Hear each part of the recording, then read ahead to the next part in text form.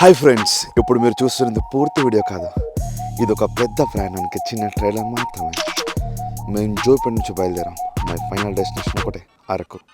కానీ ఆ అరకు చేరే దారిలో చాలా కథలు, చాలా అనుభవాలు ఉన్నాయి.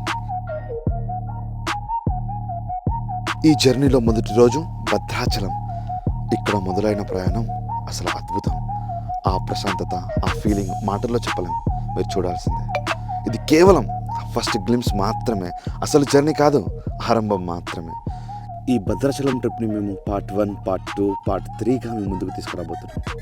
ప్రతి పార్ట్లో కొత్త ప్రదేశం, కొత్త అనుభూతి, కొత్త ఫీలింగ్ ఉంటుంది. ఇది కేవలం ట్రిప్ వీడియో కాదు, ఇది ఒక రియల్ జర్నీ.